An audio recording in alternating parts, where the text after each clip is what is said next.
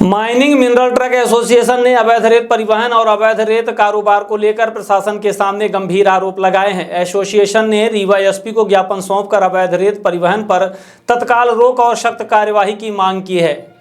Mining mineral truck association जिला रीवा द्वारा Rewa SP को सौंपे गए ज्ञापन में बताया गया है कि रीवा जिले में बड़े पैमाने पर अवैध रेत का परिवहन किया जा रहा है। यह रेत अन्य जिलों से चोरी छिपे रीवा लाई जा रही है, जिससे राजस्व को भारी नुकसान हो रहा है। एसोसिएशन का आरोप है कि अवैध रेत माफिया खुलेआम रेत का भंडारण और विक्रय कर रहे हैं, जिससे वैध रूप से कार्य कर रहे ट्रक मालिकों और व्यापारियों को व्यवसाय बुरी तरह प्रभावित हो रहा है। अवैध रेत की वजह से बाजार में रेत की गुणवत्ता भी प्रभावित हो रही है, जिसका असर सरकारी निर्माण कार्यों पर भी पड़ रहा है। ज्ञापन में यह भी उल्लेख किया गया है कि अवैध रेत की बिक्री के कारण बाजार में रेत आधे दामों पर उपलब्ध हो रही है, जिससे नियमों के तहत रेत परिवहन करने वाले वाहन मालिकों को आर्थिक नुकसान उठाना पड़ रहा है। संगठन का कहना है कि अगर 20 दिसंबर 2025 के बाद भी अवैध रेत परिवहन और विक्रय नहीं रुका तो संगठन द्वारा चरणबद्ध आंदोलन किया जाएगा। एसोसिएशन ने प्रशासन से मांग की है कि अवैध रेत विक्रेताओं पर कठोर कार्यवाही की जाए और रीवा जिले की सीमा में अवैध रेत के प्रवेश पर पूरी तरह से रोक लगाई जाए। साथ ही संगठन ने यह भी कहा है कि प्रशासन की कार्यवाही में वे पूरा सहयोग करने के लिए तैयार हैं। अब देखना होगा कि प्रशासन इस गंभीर मामले पर क्या कदम उठाता है और अवैध रेत कारोबार पर कब तक लगाम लगती है। वाली में अपन करते हैं तो रेट का निर्धारित रहता है 35 रुपये और जो रॉयल्टी भी देता है हम लोगों को वाली का मिलता है। इसी तरह से आपने बिक्री करनी। आज एसपी ऑफिस भी आए हम लोग और हम खनिज ऑफिस भी गए, कलेक्टर मैडम जी के यहाँ भी है, सब जगह गए। हम लोगों के 2-3 मुद्दे हैं। ट्रांसपोर्टिंग का काम हम लोग करते हैं, तो हम लोग के 2-3 मुद्दे हैं। जिस मुद्दे में हम लोगों के साथ न्याय नहीं हो रहा है, तो हम न्याय की मांग करने के लिए 2-3 मुद्दों में गए। पहला मुद्दा है कि रीवा ज़िला में अवैध बालू का परिवहन हो रहा है और वो दूसरे ज़िले से रीवा ज़िले में आ रहा है। तो इसके लिए हम मैडम के पास आए थे, कलेक्टर मैडम के पास भी आए थे आज हम समस्त लोग, और यहाँ खनिज ऑफिस भी आए थे और एसपी साहब के भी यहाँ आए थे।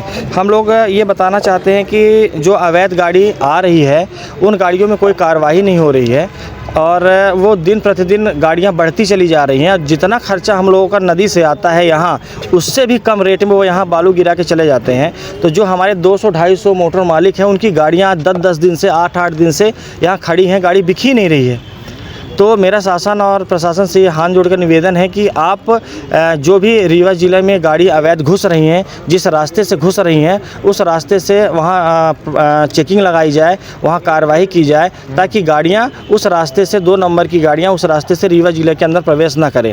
और वो गाड़ी जो भी गाड़ी यहाँ आ रही है वो 100 से 150 की संख्या में गाड़ी रीवा आ रही हैं। उससे सोचिए शासन प्रशासन का कितना राजस्व का नुकसान हो रहा है। वो रेत अगर 1 नंबर के खदान से लाएंगे तो वो पैसा शासन प्रशासन को जाएगा। वहाँ पे कितनी क्षति हो रही है कि आप 2 नंबर की रेत लेके सीधे रीवा ज़िले में आ रहे हो, ना शासन प्रशासन का उसमें 1 रुपया शासन प्रशासन को नहीं मिल रहा है। तो बिना टीपी की गाड़ियाँ आ रही हैं, अवैध गाड़ियाँ आ रही हैं, फुल ओवरलोडेड गाड़ियाँ आ रही हैं, ठीक है। और हम लोग बात भी करते हैं तो कहते हैं कि आप कुछ नहीं कर पाओगे, हम तो काम करेंगे ही, आपको जो करना हो कर लो।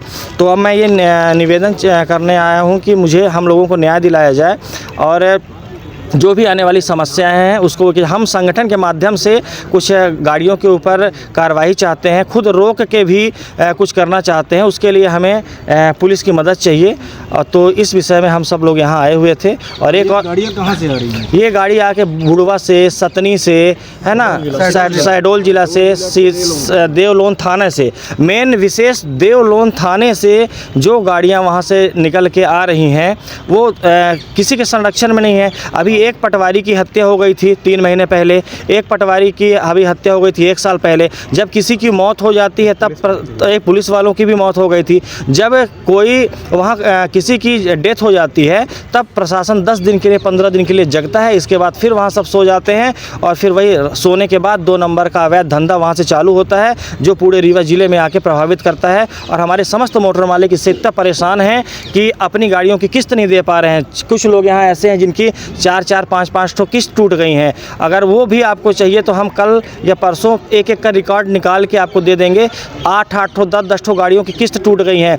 अब ये किसी के पिताजी रिटायर हो गए तो वहाँ से पैसा लिया, कोई कहीं से पैसा लेके कुछ नहीं मिला तो ट्रक का ही व्यापार कर लिया। लेकिन गिट्टी परिवहन को ये समस्या आ रही है जो, तो उसके लिए क्या है? रीवा ज़िले में और एक और निवेदन है कि जो क्रेशर हैं, जितने क्रेशर हैं रीवा ज़िले में, वो सब क्रेशर वाले जो भी गिट्टी की गाड़ी लोड करें उसमें टीपी अनिवार्य रूप से अनिवार्य करें। और अगर ऐसा नहीं करते हैं तो जो भी गाड़ी पकड़ी जाएगी तो हम सब लोग स्ट्राइक कर देंगे कि ये गाड़ी इनके यहाँ से लोड हुई है और ये टीपी नहीं दिए हुए हैं, तो उसके जिम्मेदार वो स्वयं होंगे जिस क्रेशर से गिट्टी लोड होगी। नाम बता दीजिए। मेरा नाम अनिल मिश्रा है, मैं माइनिंग मिलर्स ट्रक एसोसिएशन का अध्यक्ष हूँ। आपके माध्यम से अपनी बात रख रहा हूँ और हो सकता है कि अभी हमें और लड़ना पड़े और आगे भी लड़ना पड़े, तो आप लोगों की सहयोग की ज़रूरत हमेशा रहेगी।